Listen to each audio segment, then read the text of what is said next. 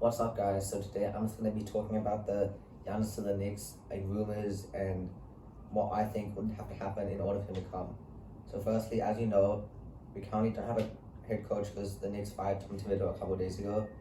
And there's rumors currently about Jason Kidd.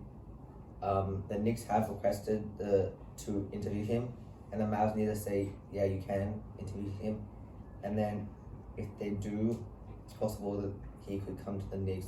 But if that's the case, the Knicks have to give some compensation to the Mavs for that to happen. So I think that's the first step, is getting a new head coach, which may be Jason Kidd. And then I have a theory about why the Knicks are targeting Jason Kidd. So Kidd, as most people probably know, coached Jalen Brunson when Brunson played for the Mavs before he was traded to the Knicks. Before he signed with the Knicks. And people don't know this, but Jason Kidd has actually coached Giannis. He coached him for 4 years.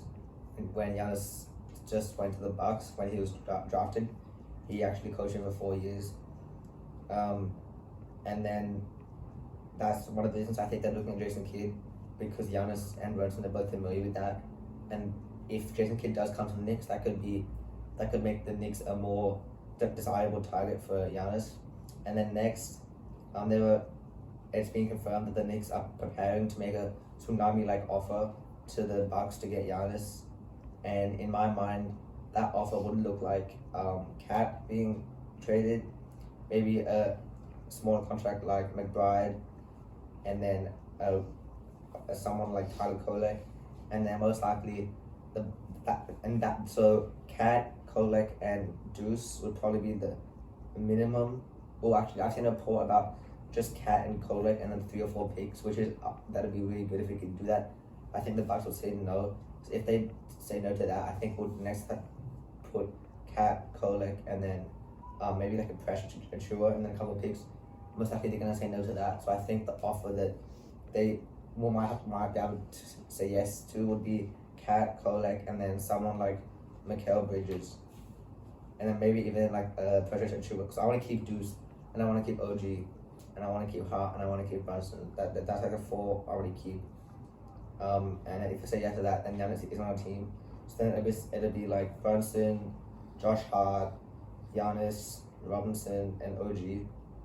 I think that's a good starting lineup. So Brunson at the 1, 2 would be.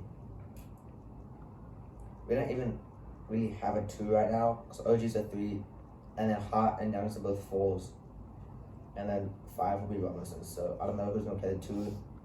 And then also after the playoffs, when the Bucks were eliminated, Giannis bought a house in the Hamptons, which is really close to New York, and it was also spotted in New York. So that's another sign.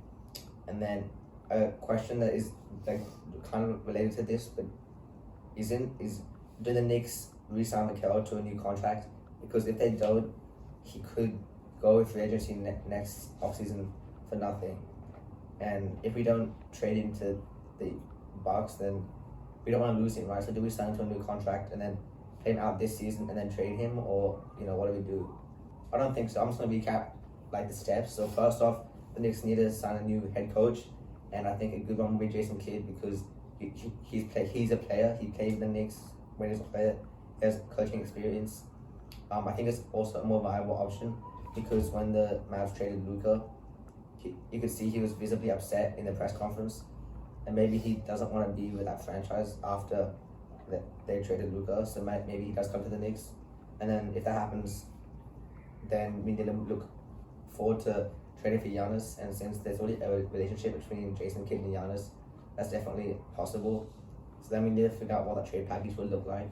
And then if we do trade, I hope that we do have some depth still, because if we don't have any depth, then I don't think we have a chance of winning the chip, because you can't really build a super team these days. You need 2 to 3, like you need 1 to 2 high level players, a third like good option, and then a bunch of good role players around that big 3, you could say. And then once we have that, we're just gonna figure out the depth, like I just said, and then I don't know, what do we do with Mikal? Do we extend him? Do we trade him? What do we do? I think that's pretty much all. So thanks for watching, guys. I hope you enjoyed. And if you have any comments or whatnot, just leave it in the comments below. Thanks.